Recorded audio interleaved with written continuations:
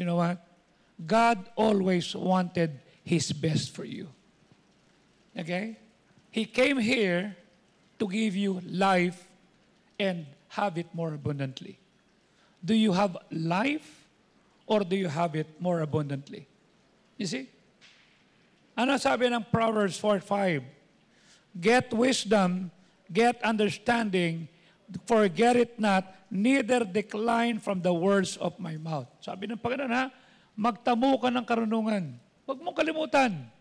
Okay? Huwag mo ring ihiwalay ang salita ng Diyos sa iyong bibig. Father, we thank you. Tulungan mo kami, pagpalain, pangunahan. Salamat po. In Jesus' name we pray. And all God's people say, please be seated. Thank you very much. Okay? In a week from now, we're going to have our revival meeting and Pastor Emerson will be coming. Sabi ko sa kanya, do you wish to stay with us every week or every night? Hindi, uwian ako. Kaya mo? Oo. 7 o'clock naman para at least pabalik-balik. O sige. So magpapabalik-balik ang ating speaker. Okay? So I want everybody in every district to prepare for our gift to him. Okay? At maging yung tinatawag na ating personal gift. Okay? That's why I've been telling you, gusto ko pinagpapala ka. Ayoko na darating ka sa punto ng buhay mo na gusto mo lang yumaman para mabili mo gusto mo. Para mayroon kang ma-reflect na may sakyan, mayroon kang bahay na maganda. No, no, no. Ang prayer ko sa iyo, okay? Para wag mo lang focus mo, okay? Is that God will give you many resources so that you can become a cheerful giver. You see? Kahapon sabi ni Pastor Benny, alam mo, Joey, natutuwa ako. Yan si Jay, binigyan ko ng kontrata yan. Nung malaman niyang meron akong kaso na isasampa, ang tinatawag na acceptance fee ni Romy Macalintal is 3 million. Jay gave 2 million. You see? So that's good. You see? And I'm happy for you that you have that kind of people. Sabi ko, without you asking them, without you raising your voice, without you requiring them. You see? That's the kind of people that they have. You see? Sabi niya, ito, binigay ito. Sabi ko, yeah. At habang hindi ka talaga kain? No, mamaya pa ako magabi. I'm okay. Ito lang ako sa tsokolate. I'm just okay. I ask you, do you lose your focus on God? Kasi pag ang focus mo, sumikat ka lang, magkaroon ka ng magandang grade, magkaasawa, may magkagusto sa'yo, magkaroon ka ng bahay, makapagtapos ka, yun lang ang gusto mo, you will miss God's best. Maraming tao, they start in life well. Okay? Ang ganda na simula nila, but they end up progressing poorly kasi hindi sila naghanda na isang araw mawawalan ka ng trabaho. Isang araw magkakasakit ka. Isang araw may mawawala sa family mo. Can you just imagine, yung mga sumikat noong 2020, okay? Si Kiefer, itong si Awit Gamer, itong mga taong ito, ngayon nasan sila? Oh, sabi nung dalawang kasama sa Showtime na yung pangit na yung sabihin pangit kasi si ano yun? Waki, hindi. Yung isa. Tapos yung isa naman sabi niya, you know what? We lose 10 million sa sugal. We lose 69 million, sabi nung isa. You see? Maaring nag-start ka ng okay. Pero pag wala ang Diyos, pag dumating ang lindol, pag dumating ang malakas na ulan, pag niyanig ang pundasyon mo, saan ka pupulutin? Anong gagawin mo? You see? Kanina sabi ko kay Pastor Job, Job, I am entrusting Ruth sa iyo, ha? I trust you. I would rather see her without me here, with you, para sa ganoon makasama niya si Kate. Bakit? There was a time that Ruth suffered some health problem and he was at the bathroom for 4 hours. No one is taking good care of her. Sabi ko, I want that Kate will tell Cloud, this is the way I take good care of my mom. You see? Sabi ko, kinuha mo na sa akin si Kate. I would like to endorse to you si Ruth I'm gonna miss her here. Pero hindi ko kaya na mag-isa siya sa bahay nila, na wala siyang kasama, na hindi ko alam kung magkakaroon naman siya ng pag-relapse at babagsak siya ng 4 hours na nasa CR siya na walang nag-aasikaso sa kanya. Sabi ko, 2 lang pwedeng puntahan yan. Sa New Zealand, which is very impossible at this time. Okay, Kate. Sabi ko, nagpaalam na sa akin si Ruth. I'm turning her to you. Take good care of Ruth. Thank you, thank you. Okay? Gamitin mo siya dyan. Kung paano si Kate ay ginagamit ng Diyos dyan, gamitin mo. Kung paano siya naging blessing sa akin dito, gamitin mo. You know what is that? Adoption. Okay? I allowed him.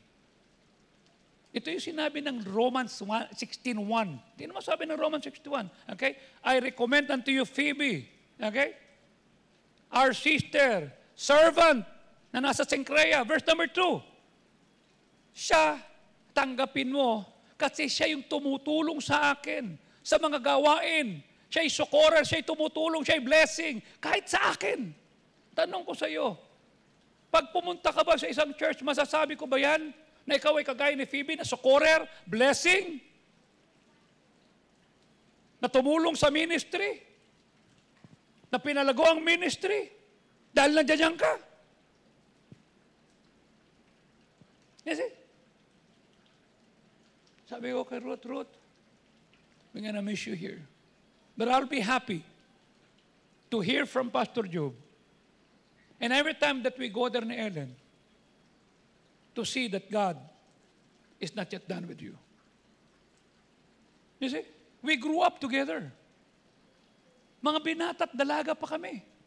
Nililigawan pa lang siya ni Richard. You see? Magkakasama na kami. Halos sabay kaming nag-asawa.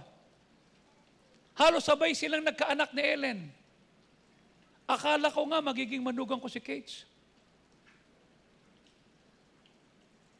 Hindi naman. Mamili lang kayo kung sino sa dalawa. Okay? But I thank God. They grew up becoming a blessing. Kaya sabi ng Panginoon, the wise person looks ahead. The wise person faces reality. Yes, I always say a positive realist. Why realist? Totoo, may baha. Totoo, mahirap sumakay. Totoo, hindi tapat ang sweldo. Totoo, tumas na naman ng 1 peso ang halos gasolina at ang krudo. Totoo, but positive because we have God. You know what I'm saying? We face reality with the truth of God. Kanya nga, as we plan for the future, 5, 10, 15, 20 years from now, okay? Haharapin natin ang mga pitfalls, may mga distraction, may mga doubts, may mga shortcuts, may mga delays na darataan mo. Merong gagawa. That's why, during the SONA, when Pastor Benny said, Joey, tomorrow, Thanksgiving namin, ha? Okay, we'll be praying for you. No, ikaw ang speaker. Sabi ko, bukas na. Oo. Sabi ko, are you sure? No, I'm praying for a lot of people, but the Lord led me to you. That night, I was not able to sleep. I was praying and saying, Lord, what will I do? Then pumasok sa akin yung salita ng Panginoon. There are many devices in a man's heart, but the concept of the Lord shall stand. And I told them, okay, that promotion is from God, not from people. Okay? That you need to praise God, even there are defeat. Kinuwento ko isa-isa. I was there, nakaluhod dyan, umiiyak. But God was lifted up. Merong distraction, may delay, may tatanggalin, may aalisin, mapapahiya ka. That's why the Bible says, the wise man looks ahead. Saan ka kakapit pag may distraction? Saan ka kakapit pag mayroong doubt? Saan ka pupunta pag may shortcut? Saan ka pupunta pag may mga delays? May mga dead end sa buhay natin. Yung mga fool will attempt to fool himself and they will not face facts. Hindi yan, hindi totoo yan. Guni-guni lang natin yan. No! may sakit, may away, may tampuhan. You see, may kulang sa pananalapi. By looking ahead, we're not only prepared to spot the pitfall when they come to life, but we're equipped to make plans para mahanda natin how to become the person that God wants us to be in spite of ng pinagdadaanan mo. Hindi ba napakaganda na kahit meron kang problemang pinagdadaanan, hindi ba napakaganda na meron kang difficulty and yet the Lord was seen in your life? How many are you saying, I cannot stand my job? Kasi the people na nakatrabaho ko mula sa security guard, sa supervisor, sa manager, these people get on my nerve. They irritate me, nakakainis na talaga. Then yung mga kasabi ko naman, I cannot put up with them. You see? Gusto kong maintindihan mo. There will be circumstances that you don't like. Situations na hindi ka komportable. But God allowed it to happen for a purpose. Dapat makita sa atin na kahit may pinagdadaanan tayo, you're not going to sit around feeling sorry for yourself. You will not let that sickness, that difficulty, that default, that delay to take over your life. Dapat makita na may Diyos ka pa rin. You see? We need to keep on trusting God to fight our battles for you, for me. We need to remain in faith. God wants you to remain at rest and to keep your peace of mind. Hindi yung nanalo ka nga, balisa ka naman. Nanalo ka nga, wala ka namang peace of mind. Nanalo ka nga, wasak ka. Para kang taga-Waray at saka ang tanay mo taga-Waray. Waray, tapos ang tatay mo taga-Iraq.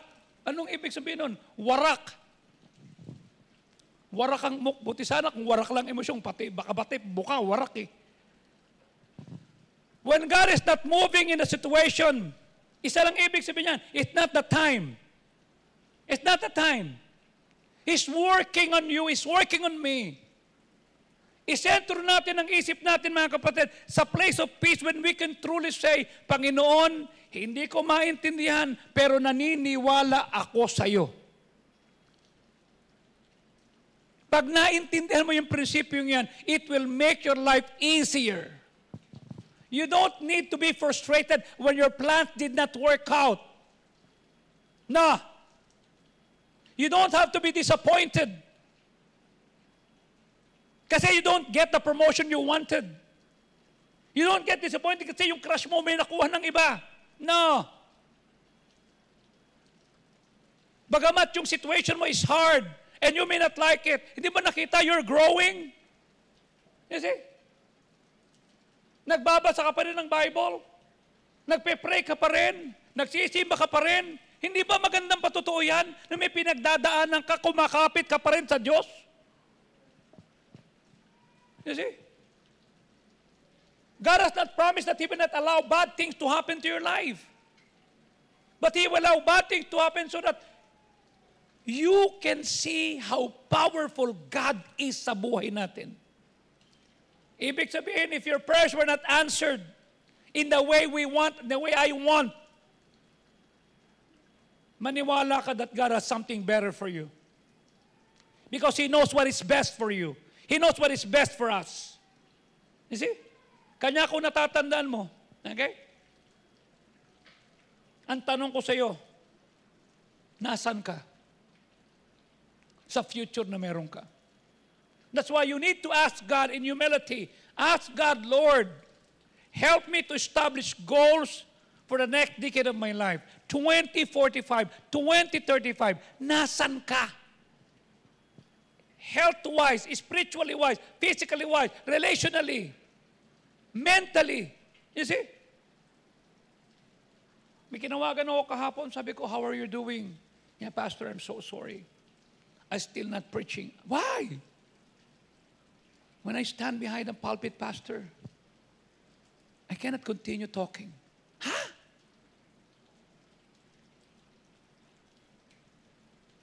Let me pray for you. Lutang po utak ko. This is just 33-year-old. Saan ka pupulutin? Pag hindi natin iningatan ang sarili natin. Kanya tanong ko sa inyo, di ba? Ano mga lessons ang natutunan mo from the last 10 years na pwede mong i-apply in the next 10 years? Pag tinignan mo yung 2035, pag tinignan mo yung 2045, ilang taong ka na nun, Steve, sa 2035? 10 years from now? 25. Ikaw, Rain, ilang taong ka na? 25? 23? 6? 25. Oh, ikaw, Johan, nasaan ka na ng 10 years from now? Graduate ka na sa college? Anong klaseng ministry meron ka? Anong klaseng trabaho meron ka? You see? Anong klaseng magulang, ikaw, Eugene, pag binigyan ka na ng anak? Anong klaseng asawang lalaki ka, Brin, pag ikaw na may asawa? Anong klaseng asawa ka o tatay ka, Jmar? 10 years from now. Are you preparing for that? That's why I told you when I grew up here, Pastor Fajardo is good in doctrine, good in everything. But I asked myself, Lord, what will I do with my family? Walang Google, walang ChatGPT, walang internet nun. 98. I asked God, Lord, how will I raise my boy? Oh, 89, 88, 89. 1991, how will I raise my young son? I went back to the scripture. Ngayon, pag nakikita ko sila lumaki, they're not a perfect young man, no. Office nga ako eh. Sumasakit nga ulo ni Ma'am Marisa diyan kay Jap. Kasi mana sa nanay. Si Jeff ang mana sa akin. Tahimik. You know, hindi makabasag pinggan. Pero si Jeff, mana yan kay Ellen tsaka kay Nonit. Si Jeff, mana kay Ebet. Mabait. Okay. Nung makita ko si Jeff kagahapon, after ng aming meeting sa Antipolo, sabi ko, may dala akong empanada sa iyo, ha? Kaluluto lang ng pastor yan, binili ng nanay mo para may benta sila. Okay? Pagkita ko kay Sulen, sabi ko, anak, ba't pumuputi ka? Sabi niya, dito po si Lolo Edwin niya kanina. Oh, that's good. Oh, pati si Mami Dandan niya. That's nice. Nung tinitignan ko na, sabi ko, Lord, where will we be kung wala ang Diyos? Where will we be kung wala ang church ng Bible Baptist Church of Pasay? Where will we be kung wala si Pastor Fajardo na nagtiyaga, nagturo kung paano manangan sa Diyos, kung paano manatili, kung paano kumalma.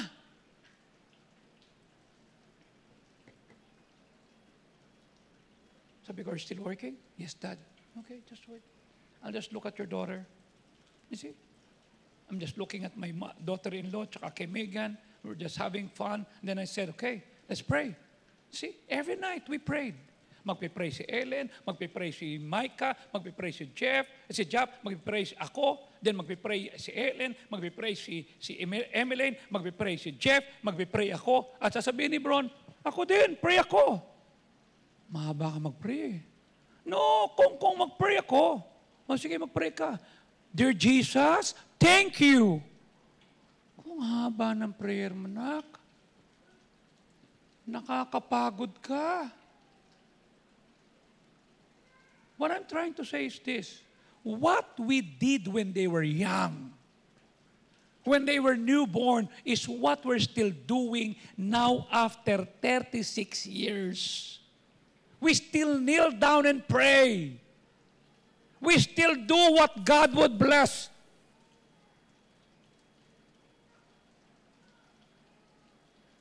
What do you want God to accomplish in your life? Anong gusto mong gawin ng Diyos sa'yo?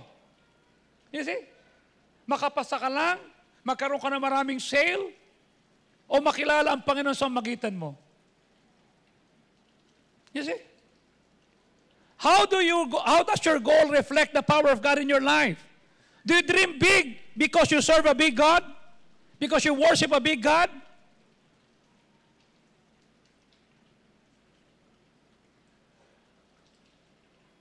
That's why I told you, when I lose my focus, I miss God's best. So anong dapat nating iwasan? The distractions that can steal God's best from us.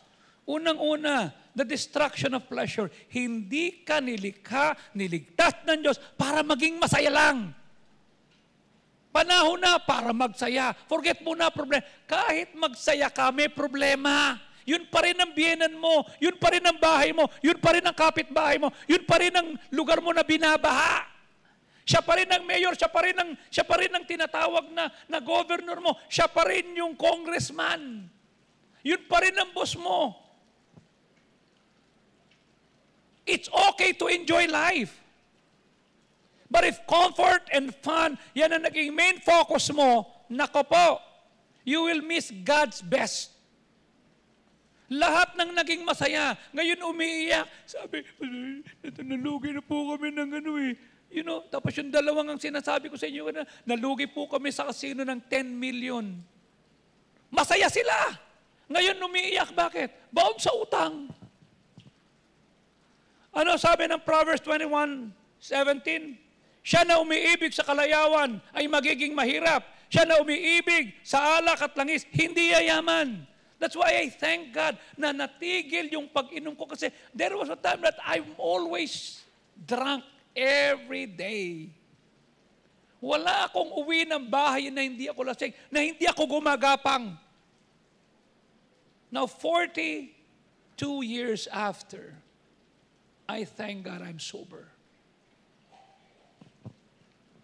Pag na-promote ka, pag nagka-opisina ka, tapos ka na sa normal high school, nag-senior high ka, madidistract ka. Hindi ng tagumpay, ng pleasure, masaya. Bakit? Kasi yung mga classmate mo, iba ginagawa, iba yung sinusot, iba yung lingwahe, iba yung galawan. You see? What in the world are you living for? Bakit ka tumatayo? Bakit ka nabubuhay? Bakit mo sinisikap na maging magaling? Just to have fun? Paborito mong kanta, oh girls, we're gonna have some fun. Si Cindy Lauper, Cindy Lupa na matanda na eh. Hindi na makilala. What are you living for? Is what I live for worth it? Yung bang ginagastos ako ng time, talent, and treasure, worth ba yan?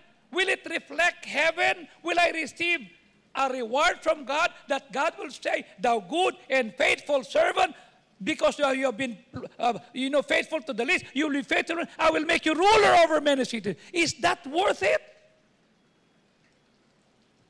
Hindi na nga maalala ng mga klase ko kung ano yung ranking ko sa school eh.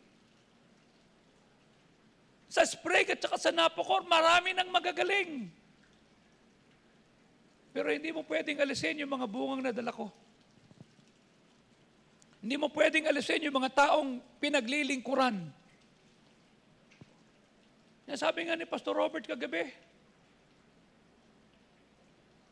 hinanap ka talaga niya. Gulat niya ako dyan eh. Hindi ko sinasagot yung text niya sa akin sa messenger. I'm not answering kasi I don't even know him. Then all of a sudden, nakita ko dyan, then he told me, Pastor, I'd just like to tell you kasi durog na ho ko eh. Bakit ba? 9 times akong ni-rape ng bakla. Okay. Hindi alam ng tatay ko, hindi alam ng anak ko, hindi alam ng asawa ko.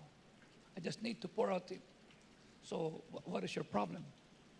Are you confused or not? No. I just wanted somebody to hear what is going on in me, the pain that I have, the pain that I was 16 when I was raped. How old are you now? Almost 50. Okay? Nagkaasawa ako, nagkaroon ako ng property, ito nangyari, gumanda, 150 na yung tao namin, tapos ipinasa ko sa isang taong pinagkakatiwalaan ko, nalusaw ang ministry, nawala, kanya pabalik-balik ako ganire. Tapos nagkaroon ako ng asawa, yung anak ko, nung pinanganak, patay yung asawa ko. Okay. So how is she? When she was laboring? No, she died. Literally, clinically.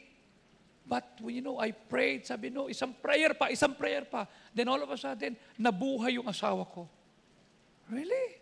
Yeah. I would like to tell to you, that's good. And during the down moments that I have, Pastor, it was then that the Lord impressed upon me that there is a blessing here. Okay. So I'm listening to you. Pastor, napapasalamat ako na yung tatay kong pastor, anak siya ng pastor eh. Hindi ako iniwan. Tinuruan ako. That's good. At ako na po ang pastor ngayon sa pinagpapastoran niya. Oh, that's nice. I'm happy for you. Yan lang, pagod na po ako eh. I know. Kakapagod yan. Ang tanong ko sa iyo ito, between now and the future, and 10 years from now, may lalapit ba sa iyo na magpapapray? Nahihingi ng payo. Hihingi ng tulong kung paano tumayo, paano magpatulong. Paano magpatuloy, paano magtiwala. What are you living for? Is it worth it? Kung tatanungin natin ang ating sarili, 1 to 10, or 5, or 10 values, ano ang pinaglalagakan ng kalakasan mo? Saan nakatayo ang buhay mo? Yung bang mahalaga sa iyo is really important? I want to feel good. I want to be happy. I want to have fun. The most happiest person, the most prestige person, yung pinilala, pinasalamatan, pinagpala, ang dami niyang natamo. You know what he said? Ecclesiastes 2:1. Sinabi ko sa aking puso, pumarito ka. Okay? Subukin natin yung kasiyahan. Kaya't magsawa ka sa kalayawan, narito walang kabuluhan. You see? If somebody remembers here, 1992, nagkaroon ng kompetisyon ang Coke at saka Pepsi. Nakaisip ang Pepsi Cola ng promo na sa bawat tansan may nakalagay na number. Okay? At sa number na yon, pag nanalo, in-announce nila, magkakaroon ng, pag itong number na yan ay nakuha, magkakaroon ka ng 1 million pesos. And the number is 349.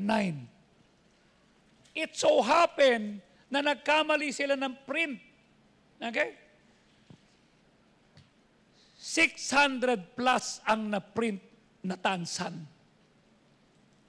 1992, nagkaroon pa ng rally. Ibagsak ang Pepsi. Ito ginawa, pinaasa, 600 plus, 5 namatay. Okay? Dahil akala nila, masaya na kami, nanalo kami, may 1 million. 1992, yung 1 million, malaki yan. Ang yabang nila, hawak ko yung 649 na tansa ng Pepsi. Pumunta yung isang Pilipino na lawyer sa United States para hanapin, siya naman ang dinimanda hanggang sa namatay na siya. Imagine, nanalo ka. 349 na tansan. Tapos hindi binibigyan na sila ng 500 pesos. Dahil ang katwiran, nagkamali daw.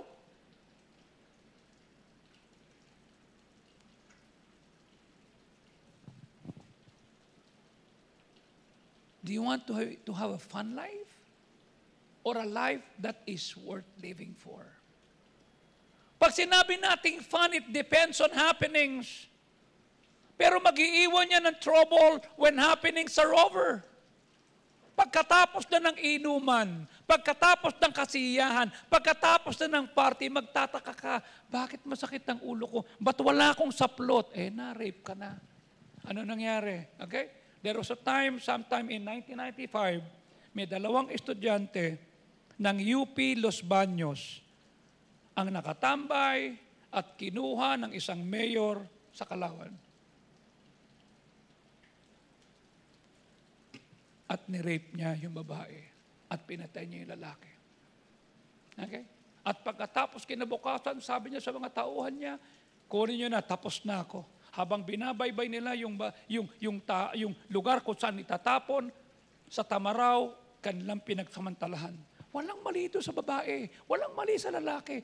Sila'y nagliligawan, sila'y naroon lang, nag-aaral maayos, walang kasalbahihan, pero may taong salbahi. And they were all killed. Ano sabi ng mayor? Kaya natin yan. Isang halaga lang ng kotse yan, matatapatan. Nakulong siya. Hanggang sa mamatay siya doon. You know what I'm saying? Pero yung bata, hindi maharot. Yung lalaki, nag-aaral, college student, honor. Are you with me? Hindi safe. Paano pa kung maharot ka? Paano ka pa sumama ka pa sa fraternity? Paano pa pag sinamahan mo may inuman ka? Are you with me? Ito hindi, wala sa inuman, wala sa party, nag-aaral, nakursunadahan lang. You know what is that? We live in a world that is broken. Ang nakakalungkot, hindi nagkaroon ng pagkakataon makakilala sa Panginoon yung mga yun. Kasi, walang saya yun. Walang party. Pero may nangyaring pangit.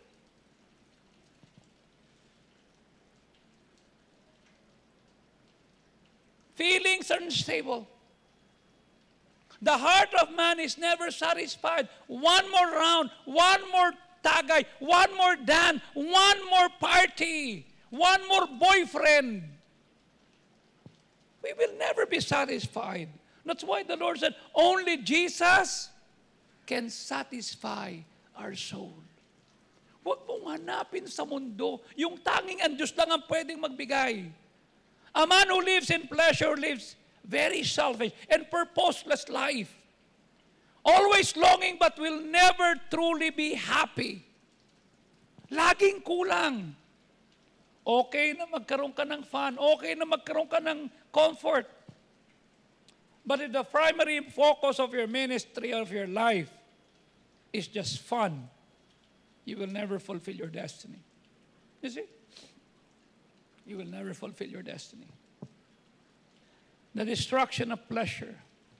Ito pa. The destruction of prophets.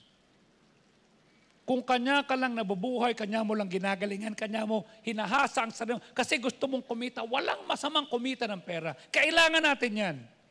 Pero wag mong iaalis ang focus mo that it is God that gives you wealth. That it is God that blessed you. Okay? We cannot serve both God and mammon. Okay? Chasing wealth can pull your heart away from your purpose. Ito yung sinabi ng Deuteronomy chapter 8. Okay? Tingnan mo sabi ng Deuteronomy chapter 8. Tingnan mo ang pagkakasalansan ng salita ng Panginoon. Okay? Sabi ng Panginoon sa verse number 14, ang magmamataas ng impuso na yung makakalimutan ng Panginoon mong Diyos na naglabas sa iyo mula sa lupain ng Ehipto sa bahay ng pagkaalipin. Verse 15, na naglabas sa iyo at pumatubay sa iyo sa malalaki at kakilakilabot at tinatahanan ng mga makamandag na ahas, alakdan at uhaw na lupa, walang tubig. Verse number 16, na pinakain ka ng mana sa ilang, na hindi nakilalang yung mga magulang, upang magpakumbaba ka to humble you, to prove you, to do the good at thy latter end. Tingnan mo ha, gawang ka ng mabuti sa huling bahagi ng buhay mo. God wants you to enjoy your old life. God wants you to enjoy not just the time that you got saved, but the time that you will be there. Kaya sabi ko nga kahapon kay Pastor Benny, bakit ba nakaganyan ka? Binigyan ako ng chiropractor ni Dan Fernandez. Sabi ko, pinabigyan na kita na, nakaalala mo si Doc Bob, pinigay ko na sa'yo.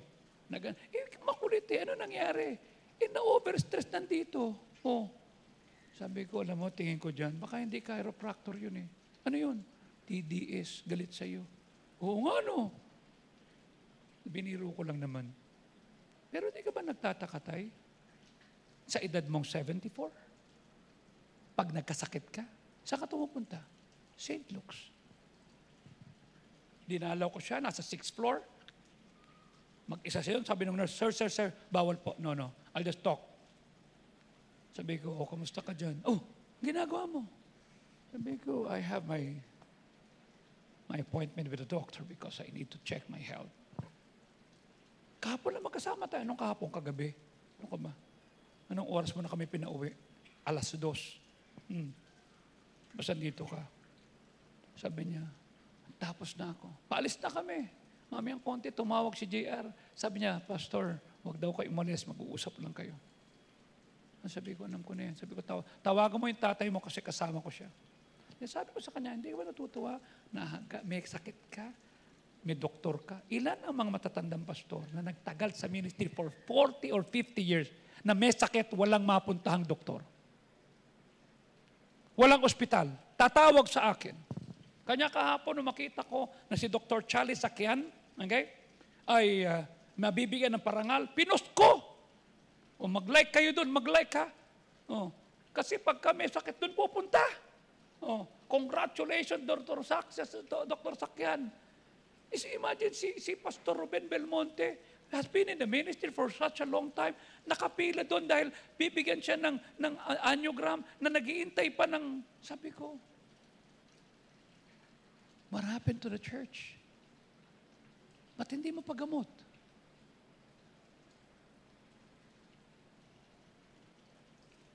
It breaks my heart. Nakita ko itong mga to, ang sisipag eh. Tapos pag may sakit, ganun. Sabi niya, oo nga. Tapos nakita mo itong mga to. Sabi niya, nakita mo yan. Pag umorder dyan, di na rin nakain ng baboy yun. Oh, good. Ayaw na rin niya ng na may asukal. Oh, that's good. Ang buti yan, ha? Opo. Yung mga bodyguard niya. Sinusubukan tayo ng Diyos para tignan kung tayo magpapakumaba. Anong sabi ng verse 16? That to do thee good at thy latter end. Nasaan ka pag 61 ka na? Nasaan ka pag 70 years old ka na? Nasaan ka? Meron ka bang kagaya ni Brother Supio na sa kanyang 75 years old, may didit siya, naging blessing sa kanya? Huy, parang hindi ka. Yes, 78, 75, 76, 77. Oh. Di ba? 77, tapos may didit. Blessing yun eh. Uy. Yes, eh. At thy latter end. Ano sabi ng verse 17? Baka sabihin mo sa iyong puso, magaling kasi ako. Makapangyarihan ako, kanya pinagpala ako. Verse number 18. Dapat alalahanin mo ng iyong Panginoong Diyos ang siyang nagbigay sa iyo ng kapangyarihan, magkaroon ng kayamanan, na kapag ma-establish niya yung kanyang pangako na ipinangako sa iyong Ama hanggang sa araw na ito. I ask you, will you have a life that is better in your latter end? Kanya sabi ko kay Pastor Fardo nung Thursday night, tayo natutuwa po ako. Di ba? Dapat tapos na tayo eh. Pero ngayon, tignan mo, malakas pa po kayo. Sabi ko, ito po ha, meron po akong dalang bag sa inyo. Ikaw naman, Pastor Mavi, may sapatos ako sa iyo ha. Naku, ang ganda nito. Sabi ko, Ferragamo yan, tassel yan, ito yan. Naku, No, hinahanda ko na sarili ko dahil pastor kita eh. And I need to take good care of you. As I become faithful to Pastor Fardo, I'll be faithful to you. Naku, thank you. Pwede mong gamitin yan pag mag-CR ka. Pwede mong gamitin yan. Sabi niya, ang ganda nito. Yeah. Nabigyan ko na si Boss Eric. Kanya inuna ko si Boss Eric kasi mas matanda sa sayo. Pero siyempre, ikaw ang pastor ko. Ito yan. ay ingatan kita. You see? I will not give you something. Sabi ko, ang binigay ko rin kay Boss Eric, Ferragamo rin yun, ha? Bakit? It was God who gave me the grace. Ano sabi? Alalahanin mo. You see? Alalahanin mo. The destruction of prophets. You cannot serve both God and money. Ano ang sabi ng Matthew 6:24? Sino mang hindi makapaglilingkod sa dalawang Panginoon, kapopotan niyo isa, mamahalin niyo isa, hahawakan niyo isa, o lalapastangan niyo isa, hindi ka pwedeng mag-serve sa Diyos at sa kayamanan. Making profit should not be the primary focus of your life. Glorifying God and honoring God. Kanya sabi ko sa iyo, kahit maliit ang kinikita mo, naalala mo sinabi ko sa Jerry? Kahit maliit ang kinikita mo, honor God. Pag naging faithful ka sa maliit na kita, isang araw, you can be trusted sa bigger things. Sabi ni Ellen kagabi, Dad, nag-text sa akin si Beng, sinong Beng? Si Beng Tuwason. Oh, anong sabi? Thank you daw doon sa mga bracelet. Sabi ko, yeah. Yaman mo siya. You see? Let them. If you want to make fortune, if you want to be to have more money, if you want to be wealthy, or you want to live lavish, ano sabi ng Ecclesiastes 5:10? Ang nagmamahal sa pilak, hindi masasiyahan sa pilak. Ang nagmamahal sa kasaganaan ng pakinabang, walang kabuluhan. Paano mo lalabanan yung mga kamoting may-ari ng kamote chips na naka-Porsche na batang-bata? Oh, kanya lang, suspendido kanyang lisensya. Bakit? Kamote rin ng utak eh. Di ba? Nag-drive ng nag-vlog-vlog ganyan, hindi mo po pwede yung sa kalye. Paano mo lalabanan yung isang ingot na vlogger na, you see? Oh, nag-vlog-vlog, dumura dun sa ganunan ng sa lugar niyo yun. Misamis Occidental. Dinuraan yung sa may ganunan ng kamay para ganun. Sinarado yung buong simbahan dahil sa ngayon, sorry po. Tanga. Makapag-content lang.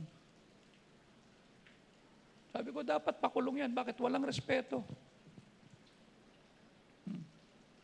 Walang kabuluhan. Those who live for the things never know when to stop. Never know when to stop. They never know. Hindi ka titigil. Nakita ko yan. Pag nagmamad yung nanay ko, nagsasakla na, ang tatay ko may hawak ng monte. Nakikita ko yung mga tao na tumataya, na tumupusta, tumatalpak. They don't stop. They don't stop. Kasi gusto na pa bumawi. Mamayang konti, uwi yung tatay ko, masaya. Mamayang konti, si Nick de Guzman, masaya. Mamayang konti, si napibigyan ko, masaya. Mamayang konti, si, Ambet Antonio, masaya. Bakit? Walang yayaman sa sugal. Yung namumuhunan lang. Kanya pag minahal mo yung pera, you will usually lose the important matters that you have gained and less the valuables in life. Yes, marami kang pera. Kamusta relasyon yung mag-asawa? Nagpipray pa kayo. Kamusta relasyon mo sa anak mo? Natuturuan mo. Kanya kagabi, sabi ko kagabi kay Jap, tsaka kay Micah, natutuwa ako sa inyo. Natututukan nyo si Sulen habang lumalaki. When you were growing up, Jap, you know that, right? I'm not with you pag may birthday kayo, meron. Bakit? Pinagdadrive ko si Pastor. Sabi ko kay Jeff, naiinggit ako sa inyo. Nasa ministry ako eh. You see? And pastor is so demanding. Okay? Ito. I do everything. Pero kayo nakikita nyo yung mga anak nyo lumalaki. Nahahatid nyo. And I thank God for that.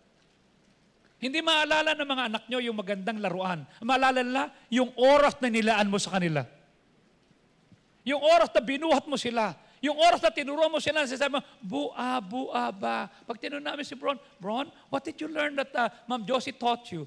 Letter A. So what did you learn about letter A? A. Then what's next? Antelope. Then A. What next with A? Iron Man. What? Again. A. What is A? Antelope. What's another A? Antelope. What's another A? Iron Man. Gumagawa ka ng sarili mong diskarte. Hindi naman yan tinuro ni Ma'am Josie, No! Iron Man. A yun. Iron Man. Pag magpe-pray na, ang kulit, tinitignan ko, kulit. Sabi ko, bawal yan. Kanya tinakot ng nanay niya. Pag hindi ka nag-still at stay, pag nagpe-pray si Ma'am Josie, lahat ng laruan mo, nakakulong. Kanya tahimik na siya. Pag nagpe-pray, Mommy, I'm not moving when Ma'am Josie is praying. Magsusumbong si Ma'am Josie. Sabi ko, Lord, hindi ko naranasan na iatid si Jeff sa school. I miss those things. Pero naiingit ako sa mga anak ko. Loneliness, regrets are usually at the end of their lives.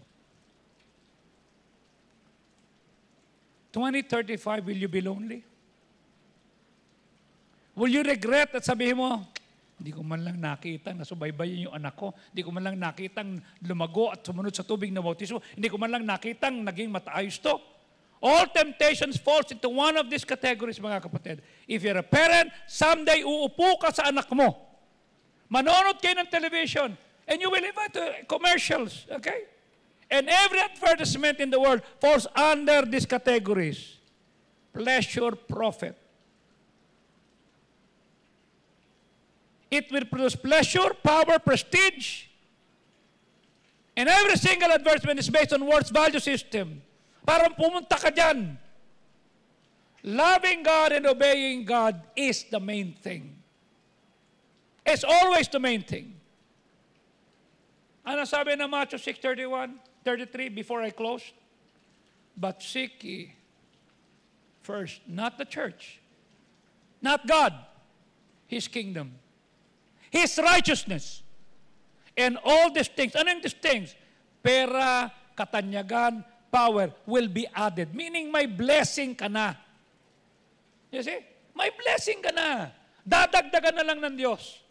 Ano siya? Idadagdag. Pag inuna mo yung kanyang katwiran, pag inuna mo yung kanyang kaharian, I ask you, will you win souls this week?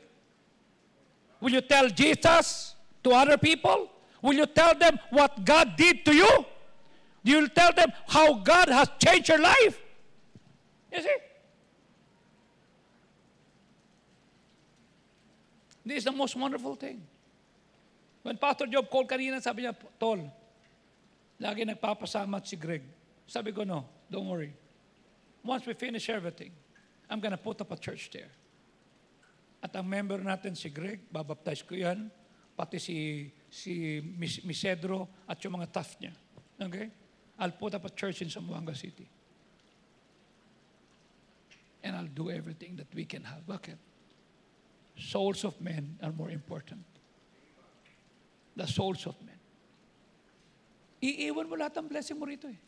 Pero yung ang pwede mo lang madala, yung kaluluwang naakay mo. Ang pwede lang madala, yung mga offering na ilagay mo dito, napadala mo na agad. Are you with me? Pag dumating si Kristo, listen, we need to be an end-time mindset ready. Anytime the Lord will come. Kanya lahat ng pera mo na naiwan, gagamitin ng Antikristo yan. Itong building ito, gagamitin nila yan. Pero lahat ng ininvest natin dito, napadala natin at hinahabol na tayo doon. You see? That's why I always say, Lord, salamat. Salamat. Okay? I want you that when you come to heaven, you will see the people. Just try to imagine Paul, when he died. Nakita niya doon yung pinersecute niya. Nakita niyo si Stephen na naging dahilan. Nasa kanyang paa nilagay lahat ng damit ng mga tao na bumato kay Stephen. And then all of a sudden, nagkasundo sila. Bakit? That's what faith in God and the gospel is. There will be love among each other. Andun yung mga pinapatay mo, pinapugutan mo ng ulo, pinahuli mo, magkakasama kayo. You know why? Forgiveness. Kanya matutunan mo ng mahalin yung mga hindi mo kasundo rito. Kasi sa langit, wala nang puwang ang puot. Ito palang pag-aralan na natin.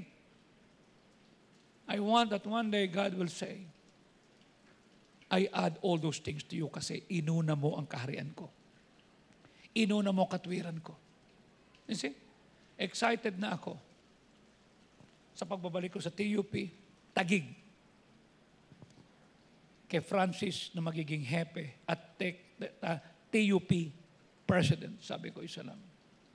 Yun lang hinihingi ko sa iyo. Ha?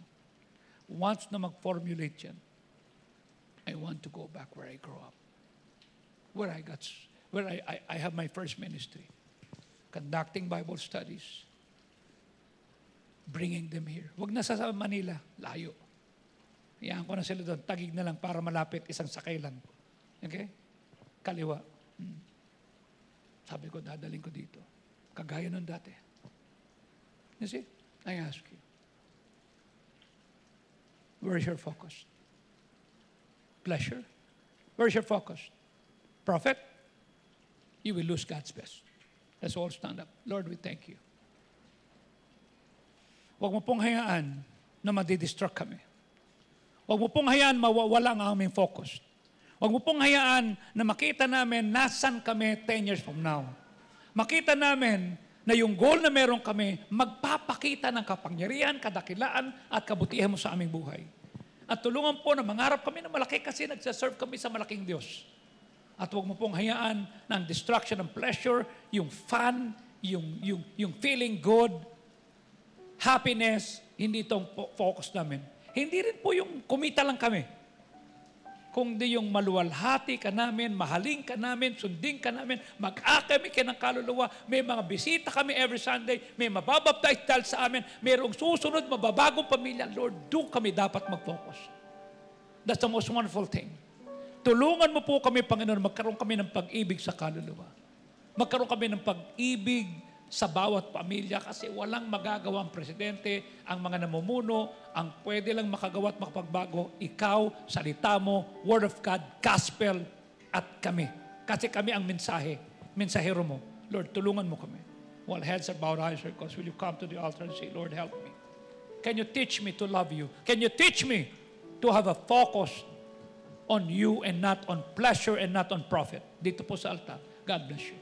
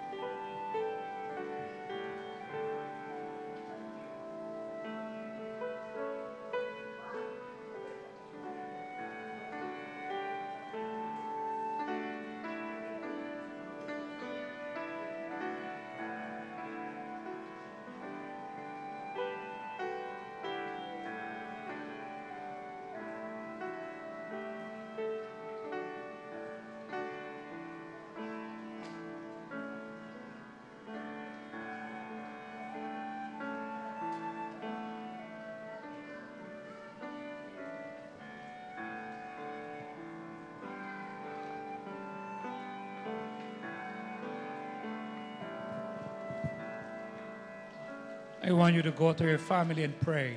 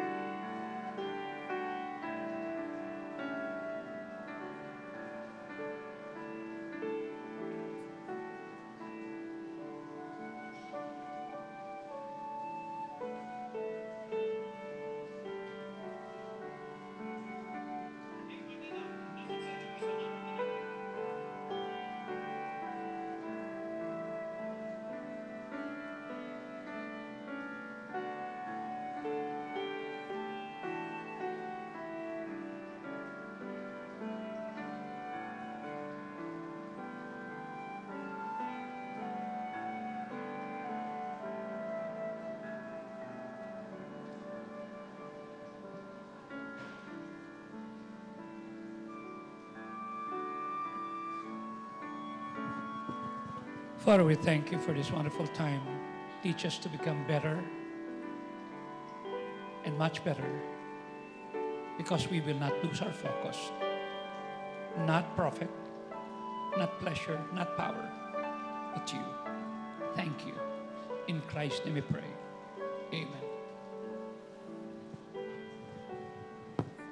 Tayo po lahat ay magsitayo.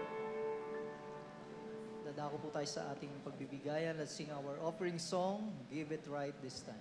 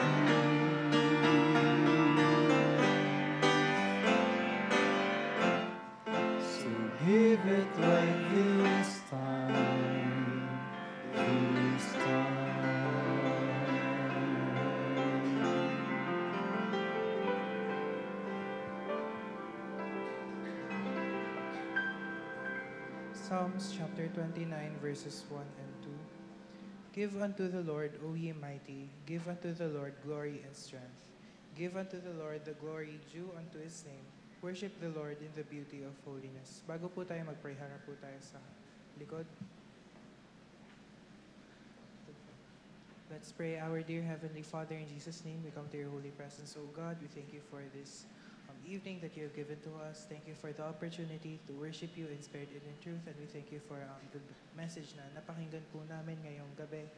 Panginoon, I pray, Lord, na ito'y makakapit sa aming mga buhay, Panginoon. And also, Panginoon, ngayon, dinalapit po namin sa inyo yung offerings na ibibigay po namin, Panginoon. I pray, Lord, na bless niyo po ang bawat miyembro, Panginoon, ang simbahan na ito, na magbibigay ng kanilang bahagi, Panginoon, whether it be their tithes, Panginoon, their missions, their love offerings, Panginoon, or their first fruits commitment, Panginoon. And lahat po ito, Panginoon, magamit po, Panginoon, para mapaganda po, Panginoon, yung aming bahay sambahan, para mag-improve pa po lalo, Panginoon. And especially, Panginoon, we're praying for the property, Panginoon, na nasa likod po, Panginoon. We love you, Lord. This is our prayer. In Jesus' name, amen.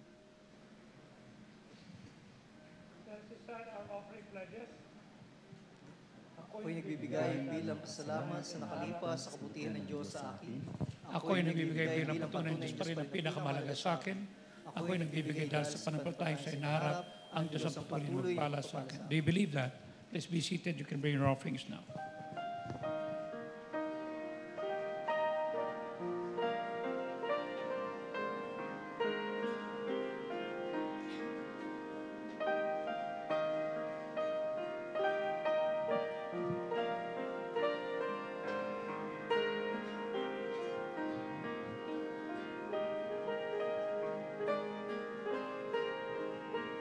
Amen. Thank you very much po sa inyo pong kaloob at sa thank you, Pastor, sa mensahe na pinarating niyo po sa amin. At sa oras na ito, tayo po ay mananalangin na. At atin po ipag-pray yung ating pong activity next week. Walang iba kundi yung ating pong cheerful revival meeting. Ayan, ang host po niyan, yung Bayanihan District sa pangunguna ni Preacher Arman. At pag-pray nyo rin po yung ating pong tinatawag na speaker, no, sa event na yan. Walang kundi si Pastor Emerson. And then yung ating pong tinatawag na binanggit ko po kanina na we need revival. No? At hindi lang tayo ang kailangan ng revival, kundi yung iba nating mga kasama na hindi na natin nakikita, no? Follow up natin sila. No? So kailangan din po nila ng revival. In preparation po yan sa ating pong nalalapit na 41st Church Anniversary. So yun po ang ating pong mga upcoming activities na dapat nating paghandaan. And then yung ating pong tinatawag na community service sa last Saturday ng buwan ng August. Okay? So tayo po ay mananalangin na sa ating pong pananalangin na.